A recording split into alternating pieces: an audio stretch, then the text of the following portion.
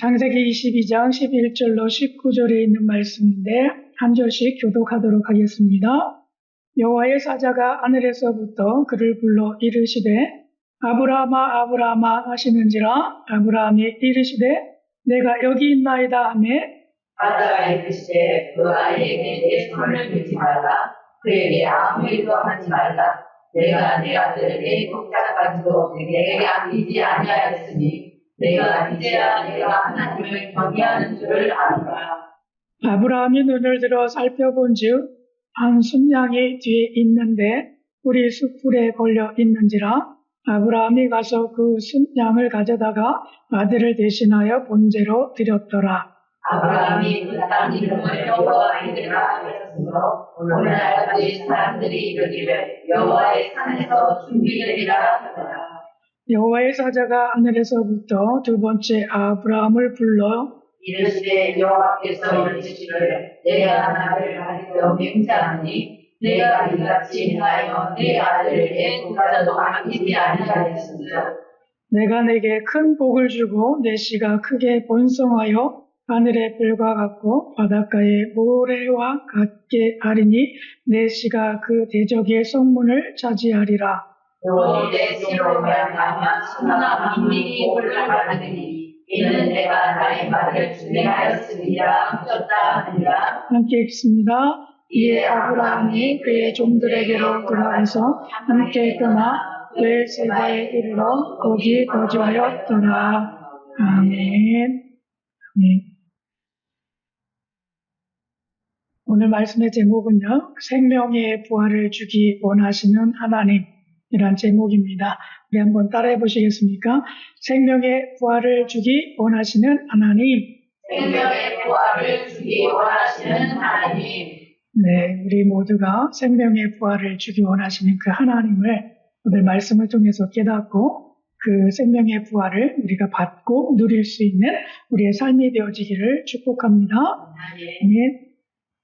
사진에서 보는 것처럼 예수님이 부활하셔서 앞에 닫혀졌던 돌문이 굴려져서 활짝 열렸습니다. 아멘. 사진도 그렇지만 저쪽에 보면 우리가 가지고 있는 저기에도 활짝 제가 오늘 아침에 열어놨어요. 열어놨어요. 네, 그래서 예수님이 부활하셨습니다. 예, 이 사실을 우리가 확실하게 믿고 하나님 앞에 나아갔으면 좋겠습니다. 제가 보니까 갓빛불에 이런 글이 올라왔어요. 부활체험이라고 하는 만화와 같은 것이 올라와서 제가 여기를 올려놨는데요. 여기 보면 이렇게 되어 있습니다. 부활은 어떻게 이루어질까? 하고 한 청년이 얘기했어요.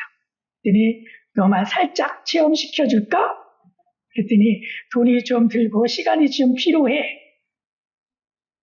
여기 돈 어떻게 그게 가능하지? 라고 하면서 물었습니다. 그리고 이렇게 대답을 했어요. 일단 내가 죽여놓으면 언젠가 예수님께서 부활시키실 테니 그게 부활 체험 아니겠어? 이렇게 이야기했다고 합니다. 맞죠? 예, 언젠가 우리가 어느 순간에 우리도 죽게 될 겁니다. 그렇지만 예수님께서 오실 때, 다시 오실 때 죽은 자들이 먼저 살아나고, 예, 그 말씀처럼 우리가 그때 다시 살아나게 될 줄로 믿습니다. 아멘. 우리는 이렇게 체험할 필요는 없을 거예요. 그러나 실제 우리는 그 일들이 우리의 삶 속에서 이루어진다라고 하는 것을 믿고 우리가 그 믿음 안에서 끝까지 삶을 살아낸다면 넉넉하게 우리는 이 말씀대로 이루어질 줄로 믿습니다. 오늘 말씀을 좀 보기를 원하는데요. 아브라함과 하나님을 좀 비교해 보면 좋을 것 같아요. 그래서 창세기 22장 12절에 있는 말씀을 먼저 한번 읽도록 하겠습니다. 함께 읽습니다. 그 아이에게 내 손을 대지 말라. 그에게 아무 일도 하지 말라. 내가 내 아들, 내 독자까지도 내게 아끼지 않았으니 내가 이제야 내가 하나님을 경외하는 줄을 아노라. 이렇게 말씀하셨는데 이 말씀은 하나님께서 내 독자 이삭을 내가 지정해주는 그 산에 가서 그를 번제로 드려라 라고 아브라함에게 말씀하셨어요. 그래서 아침에 일찍 일어나서 이삭을 데리고 그리고 길을 떠납니다. 그리고 그 산에 다다라서 그것에 번제처럼 만들어 놓고 그리고 이삭을 묶고 그리고 칼을 들어서 위로 올렸습니다. 왜냐하면 그를 번제를 드리기 위해서 이삭을 죽여야만 했기 때문입니다. 그랬을 때 하나님께서는 그 아브라함에게 다시 말씀하십니다. 멈춰라! 손을 대지 말아라! 라고 말씀하시죠. 아무 일도 행하지 말아라! 말씀하십니다. 내 독자까지도 내게 아끼지 아니하였으니 내가 이제야 내가 하나님을 경외하는지를 내가 알겠다. 라고 하시면서 그것을 멈추시지요. 그 장면이 오늘 창세기에 있는 우리의 본문에 있는 말씀입니다. 근데 이때 히브리서 11장 19절에 가게 되면 이것에 대해서 믿음을 통해서 우리들 가운데 이렇게 말씀해 주고 계시는데 우리 한번 11장 19절에 있는 말씀 한번 읽겠습니다. 그가 하나님이 되니 이삭을 죽은 자 가운데서 다시 살리실 줄로 생각한지라 비웃건대 그를 죽은 자 가운데서 도로 받은 것이니라. 아멘. 창세기에 있는 구약에 있는 이 말씀은 멈추는 것에서 끝납니다. 그리고 하나님을 경외하는지를 내가 이제는 알았다라고 말씀하시죠. 근데 신약 성경에 가게 되면 이 히브리서 11장 19절에 있는 이 말씀은 이 아브라함이 어떤 것을 믿게 되느냐 하면 하나님이 능히 이삭을 죽은 자 가운데서 살리실 줄로 믿고 생각했다라고 이야기를 합니다. 다시 말해서 그를 번제로 드리려고 했을 때 칼을 들어 올렸을 때 그 시간조차도 아브라함은 하나님이 이 이삭을 살리실 거야. 그것을 믿었다라고 하는 것입니다. 다시 살리실 거야. 내가 만일 그렇게 번제로 드린다 할지라도 하나님은 이 아들을 살리실 거야. 그리고 또 한 가지가 있었죠. 하나님은 분명히 약속해 주셔서 나의 자손을 통해서 더욱더 많은 민족들이 복을 받을 거야. 그렇게 말씀하신 하나님이시기 때문에 이 약속을 하나님은 이삭을 죽이지 아니하실 거야.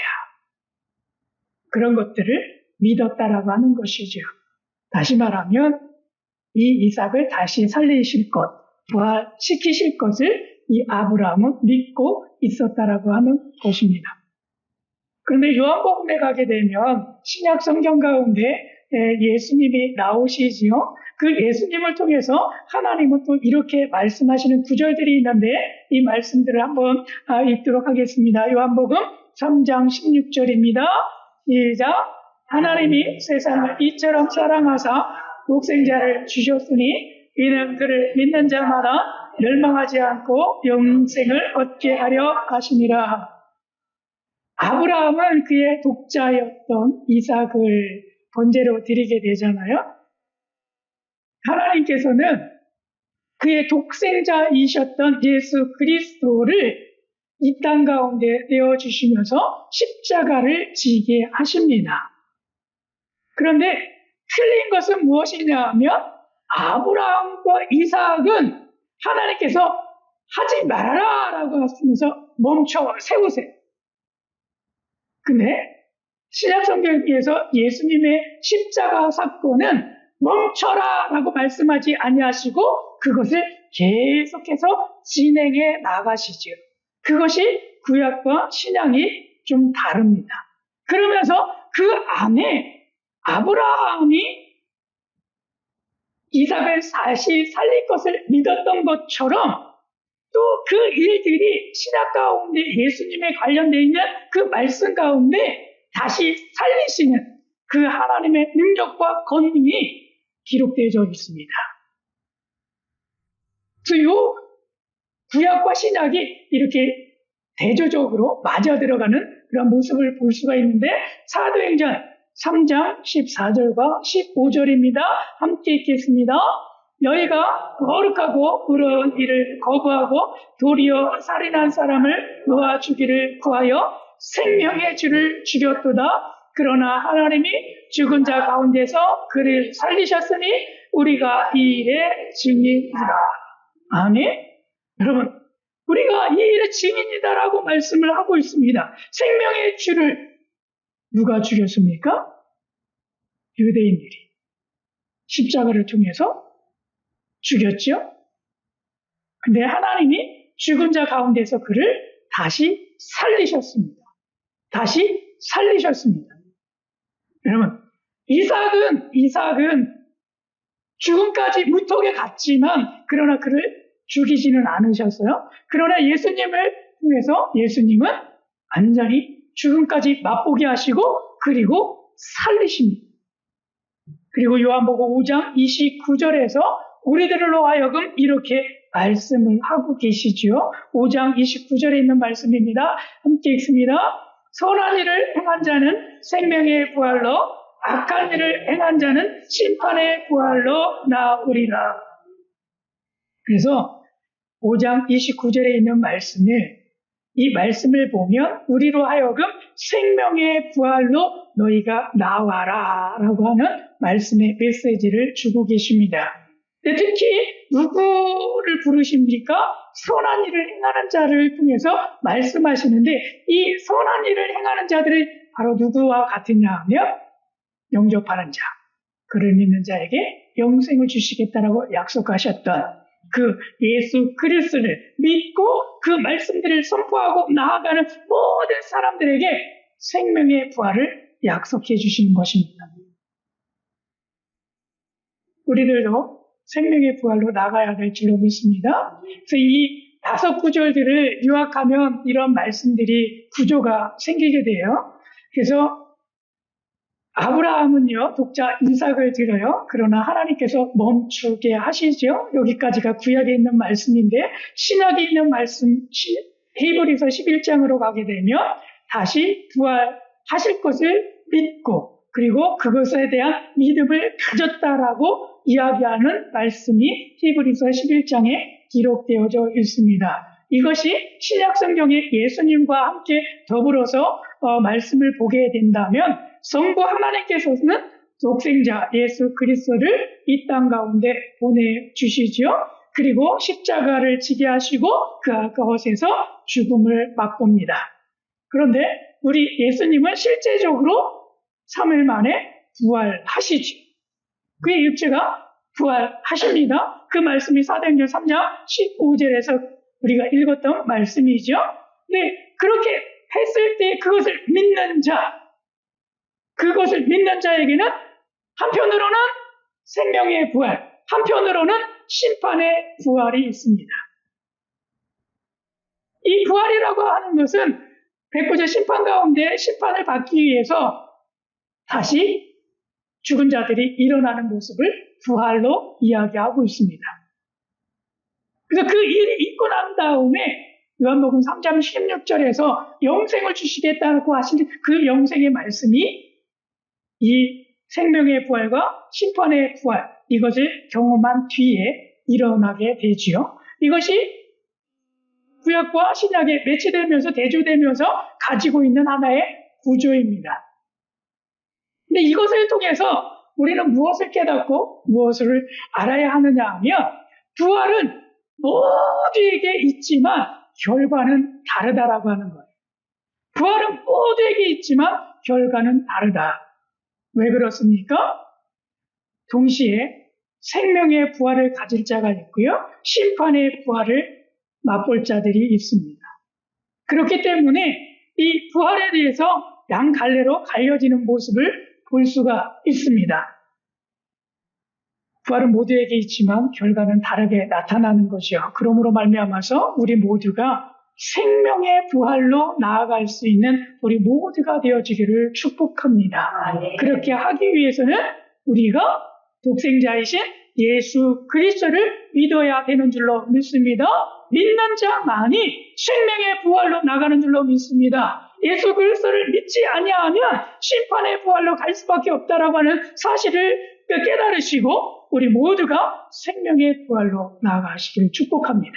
아멘. 그래서 히브리서 11장에 있는 믿음장이 나오는 것이고 요한복음 3장 16절이 주어진 이유는 믿는 자라고 하는 이 말씀을 주어지는 것은 바로 이와 같기 때문입니다.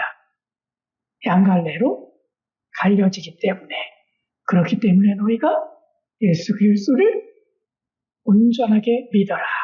그렇게 됐을 때 생명의 부활로 나갈 수 있다라고 말씀하십니다. 우리 사랑하는 신랑교회 모든 성도 여러분, 여러분들의 생명의 부활로 나가시기를 축복합니다. 네. 그래서 첫 번째는요, 하나님이 준비하신 어린 양을 좀 살펴보기를 원하는데, 하나님은요, 아브라함을 한 지정해 놓은 산으로 가서 번제를 드리라고 해놓으셨죠. 그리고 그 이삭이 번제 단지 위에 올라가고 그리고 칼을 들어서 내려치려고 했었을 때에 하나님께서 멈추게 하셨고, 그리고 하나를 어린 양을 준비하셨는데 그 어린 양이 숲을 속에서 걸려져 있는 그런 모습으로 비춰지는 장면들이 나옵니다. 그렇게 했을 때 아브라함은 그 장면을 바라보면서 이렇게 이야기를 했습니다. 하나님께서 준비하셨다. 여호와 이레 라고 말씀을 하고 있습니다. 그의 의미들은 무엇이냐 하면, 아브라함도 어린 양을 이렇게 하나님이 준비하셨구나라고 하는 것처럼 신약으로 넘어가게 되면 그 말씀들이 하나님께서 넘어가기 위해서 어린 양을 준비하시죠. 그리고 어린 양을 통해서 그 일들을 감당하게 하십니다. 그 어린 양이 신약 성경에서는 예수님이다라고 말씀을 하고 계십니다. 그래서 예수님을 수도 없는 그러한 몇백 년을 준비하면서 이 아브라함 시대를 거쳐가지고 계속해서 시대를 거듭하면서 예수님, 그 어린 양을 준비하십니다. 여호와 이레로 준비하시죠. 그리고 그 어린 양을 통해서 우리들 가운데 생명의 부활을 선물해 주십니다. 그 말씀이 요한복음 1장 29절에 있는 말씀인데, 이 말씀 한번 읽도록 하겠습니다. 함께 읽습니다. 이튿날 요한이 예수께서 자기에게 나오심을 보고 이르되 보라, 세상 죄를 지고 가는 하나님의 어린 양이로다. 아멘. 여러분, 우리 모두가 이 어린 양으로 말미암아서 생명을 얻게 하시는 그 부활로 우리를 초대하시는 줄로 믿습니다. 우리가 이렇게 하시는 하나님, 생명의 부활을 갖고 믿고 의지하는 그러한 모든 모습이 되어지길 원하는데요.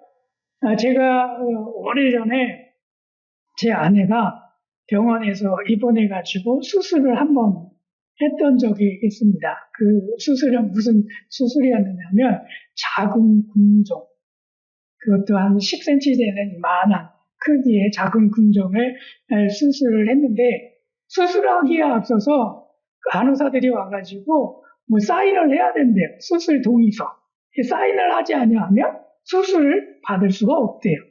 그래서 거기에 무조건 사인을 해야 수술대에 오른다고 이야기하더라고요. 그래서 알았다고, 그리고 사인을 했습니다.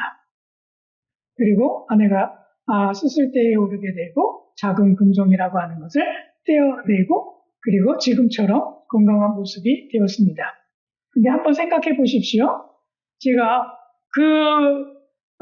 수술 한다, 안 한다, 이곳에 사인하게 될 때, 그때 제 마음이 어땠을까요?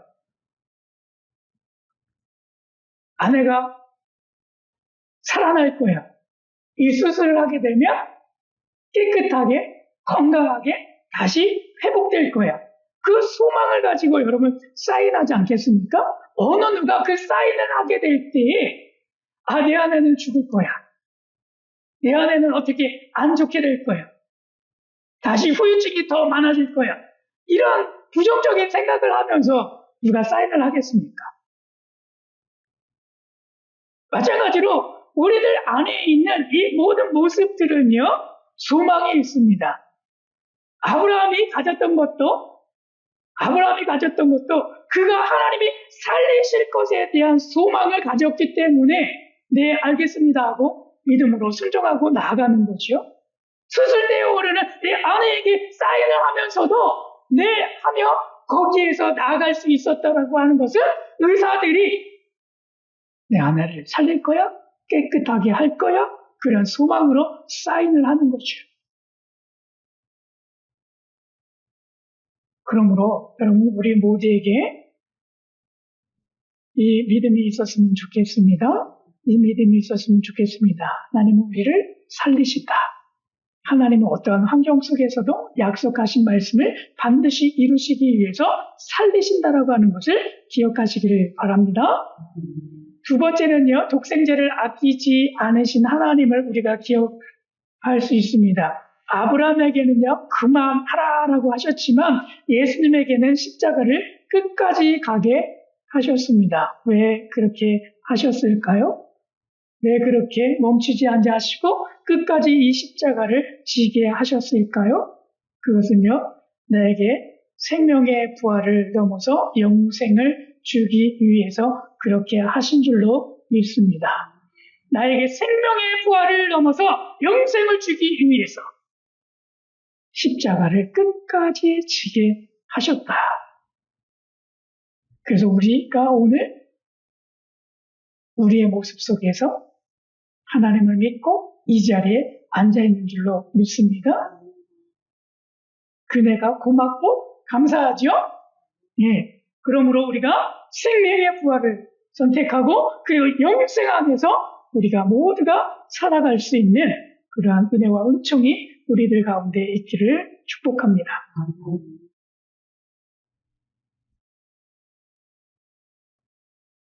세 번째는요, 끝까지 하나님을 경외하는 자가 되라라고 하는 이 말씀을 교훈으로 좀 삼았으면 좋겠습니다. 창세기 22장 12절에 이렇게 이야기합니다. 내가 하나님을 경외하는 줄을 아노라. 내가 하나님을 경외하는 줄을 아노라. 우리가 이 모든 사건을 통해서 하나님을 경외해야 될 줄로 믿습니다. 그런데 계시록 11장 18절에서도 동일한 말씀들을 들려주고 계시는데요. 우리가 계시록 11장 18절에 있는 말씀 한 말씀 읽도록 하겠습니다. 시작. 이방인들이 분노하며 주의 진노가 내려 죽은 자를 심판하시며 좀 선지자들과 성도들과 또 작은 자든지 큰 자든지 주의 이름을 경외하는 자들에게 상 주시며 또 땅을 망하게 하는 자들을 멸망시키실 때로소이다 하더라. 아멘. 계시록 11장 18절에서도 동일하게 말씀합니다. 주의 이름을 경외하는 자에게는 상을 주신다고요. 마지막 끝땅에 됐을 때 주의 이름을 경외해야 될 줄로 믿습니다. 이 하나님을 경외한다라고 하는 이 표현이 뭘까요? 하나님을 경외한다라고 하는 이 표현이 뭘까요? 우리가 하나님에 대해서 절대적으로 신뢰하는 것, 그것을 두고 이야기할 겁니다. 반드시 하나님은 우리를 부활시키신다. 우리가 예수 그리스도를 믿게 될 때에 생명의 부활로 우리를 부르실 것이다. 이 약속의 말씀을 끝까지 신뢰하고 그리고 나아가는 것, 그것이 우리에게 주어진 하나님의 경외인 줄로 믿습니다. 그것이 하나님의 경외입니다. 어떠한 순간에도 언뜻 흔들리지 아니하고 절대적인 신뢰, 그 신뢰. 하나님께서 내가 예수 그리스도를 믿음으로 말미암아서 생명의 부활로 나를 부르셨어요. 흔들리지 마시고 끝까지 붙으십시오. 그렇게 됐을 때 우리가 영생이 있고 우리의 자녀들도 내가 죽어서 영생함을 얻어서 하늘나라에 가게 되었을 때 우리의 자녀들도 그 길을 따르게 될 줄로 믿습니다. 여기에서 조금 더 흔들리면 안 될 줄로 믿습니다. 여러분, 우리에게는 두 가지의 길이 있습니다. 한 가지에게는 생명의 부활, 또 한 가지는 심판의 부활이 있습니다. 똑같이 예수 그리스도를 믿는다 할지라도 끝까지 이 말씀을 신뢰하지 아니하면, 끝까지 우리가 이 말씀을 지켜나가지 아니하면 생명의 부활에 참여할 수가 없습니다. 중간에 포기하면 심판의 부활로 나아갈 수밖에 없습니다. 어떤 유익을 여러분 갖기를 원하십니까? 우리 모두는 생명의 부활을 끝까지 믿고 선택해야 될 줄로 믿습니다. 그렇게 될 때 하나님의 은혜 안에서 우리가 영생의 복을 누리게 될 줄로 믿습니다. 아멘. 그래서 우리 신랑께 모든 성도 여러분 생명의 부활을 선택하십시오. 끝까지 붙으십시오. 그것이 우리의 소망입니다. 그것이 우리가 하나님을 향한 경의의 표현입니다. 아멘. 그래서 나에게 주신 말씀을 좀 들은데 제가 한번 읽어보겠습니다. 나 요한은 천서기가 가장 소중하게 여기는 것보다도 나를 더 신뢰하기를 원한다. 나는 천서기의 삶에서 무엇을 떼앗으려는 것이 아니라 생명을 주기 위해 이미 준비한 하나님이다. 내가 독생자를 아끼지 않은 사랑을 기억하고 어떤 상황에서도 나를 의지하여라. 부활은 모든 사람에게 있지만 천사기는 생명의 부활에 이르는 믿음을 선택하여라. 끝까지 나를 경외하며 붙드는 천사기에게 내가 영원한 생명을 반드시 이루어 주겠다. 아멘. 네. 이 말씀들을 준비하면서 이렇게 깨달은 말씀입니다. 그리고 이 말씀이 나에게 이렇게 이루어지기를 소망합니다라고 하는 이 고백 속에서 이렇게 글을 썼습니다. 그럼 마찬가지로 이 고백들이 저의 고백뿐만 아니라 우리 신랑께 모든 성도님들의 고백이 함께 되어지기를 원하는데요. 제 이름 대신에 여러분들의 이름을 넣어서 하나님께서 들려지는 음성으로 이 음성을 들었으면 좋겠습니다. 함께 고백합니다. 나 요한은 찬송이가 가장 소중하게 여기는 것보다도 나를 더 신뢰하기를 원한다. 나는 찬송이의 삶에서 무엇을 빼앗으려는 것이 아니라 생명을 주기 위해 이미 준비한 하나님이다. 내가 독생자를 아끼지 않는 사랑을 기억하고 어떤 상황 속에서 나를 의지하여라. 부활은 모든 사람에게 있지만 찬송이는 생명의 부활에 이르는 믿음을 선택하여라. 끝까지 나를 경외하며 붙드는 찬송이에게 내가 영원한 생명을 반드시 이루어 주겠다. 아멘. 아멘. 제가 이 말씀을 준비하면서요, 제 어머니를 생각하게 되었습니다.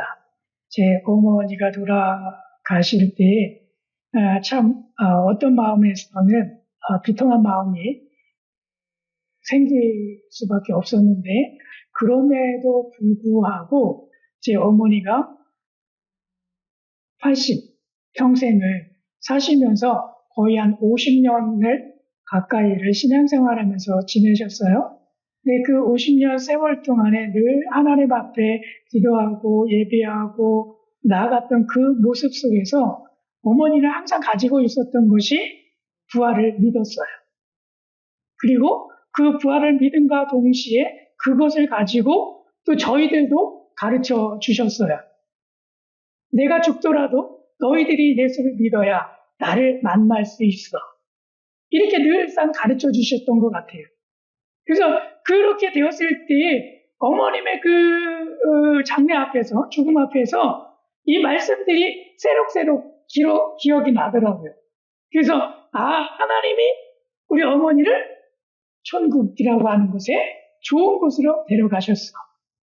그래서 1차적으로 마음이 위안이 되어졌고 또 그렇기 때문에 나도 이 길을 끝까지 걸을 때 하나님이 나도 어머니가 계신 그 저 천국으로 나를 인도해 가셔서 어머니를 만나게 하실 거야. 그런 소망이 저의 안에 가득 차게 되어졌습니다. 그리고 남아있는 아버지에게 또 이런 말씀을 그래서 저희가 들려드렸습니다. 아버지, 어머니가 좋은 데 가셨어요. 천국에 가셨어요. 그렇기 때문에 아버지, 어머니를 만나시려면 끝까지 예수님 믿으시고 예배하면서 사세요. 그런 말씀을 아버지에게 들려드렸습니다. 물론 아버지도 어머니 따라서 신앙생활을 하셨어요. 그럼에도 불구하고 어머님과 가자 하셔야 가셨던 그 모습 속에서 이제 어머니가 안 계신데 아버지도 스스로가 예배드리러 교회에 다니십니다. 그것은 무엇이냐 하면 소망이지요. 내가 죽어서도 내 아내를 만날 수 있는 것은 오직 내가 예수 그리스도를 온전하게 믿고 그것을 끝까지 그 길을 내가 갈 때에 내 아내도 만나고 또 내 예수님도 만나고 그리고 내 안에 있는 영생을 나는 누릴 거야. 이 은혜 속에서 이루어가는 줄로 믿습니다. 그러므로 여러분에게도 동등하게 이 말씀을 여러분들에게 드립니다. 여러분들 동등하게 여러분들의 부모님을 만나실 수 있는 유일한 길은 우리가 끝까지 이것을 붙들 때 이루어짐을 기억하시고 우리가 끝까지 이 신앙 안에서 살아감을 통해서 생명의 부활로 그리고 그 이후에 있는 영생을 다 취하실 수 있는 우리 사랑하는 신랑교회 모든 성도님들 되시기를 축복합니다. 네.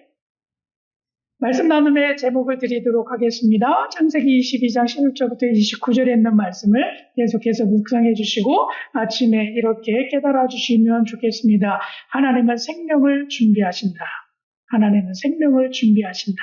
그리고 낮에 적용으로서는 애주심제하는 것을 하나님께 한 가지 맡기기.